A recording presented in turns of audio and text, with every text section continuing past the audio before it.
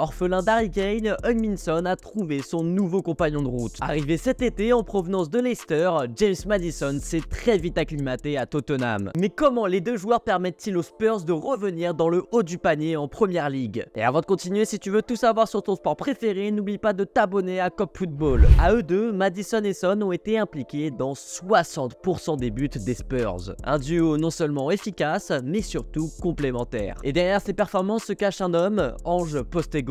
Dans un football où le poste de numéro 10 est en voie de disparition, les joueurs comme Maddison se font rares. Et tous les entraîneurs ne sont pas capables de prendre le risque d'exploiter un meneur comme lui. Parce que qui dit numéro 10 dit aussi joueur déresponsabilisé défensivement. Mais l'Australien débarqué du Celtic Glasgow est un entraîneur ambitieux. Il a mis en place un système en 4-2-3-1 dans lequel l'international anglais est mis en valeur. C'est lui le gouvernail de l'équipe, le garant de la création offensive des Spurs. Et son acolyte préféré, c'est évidemment Heung-min Son. Que ce soit dans l'axe ou sur le côté gauche, le Coréen n'est jamais très loin de Maddison. Cette proximité permet de créer une relation technique qui fait cauchemarder les défenses adverses, car la qualité de passe de l'anglais se marie à merveille avec les appels et la finition du Coréen. Et lorsque Son ne se fait pas servir, Maddison profite de l'espace laissé par sa course pour tenter une frappe ou servir un autre partenaire. Et la menace que représente ce duo, Arsenal en a fait les frais. Lors d'un derby effréné, le Coréen a inscrit un doublé servi à 2 reprises par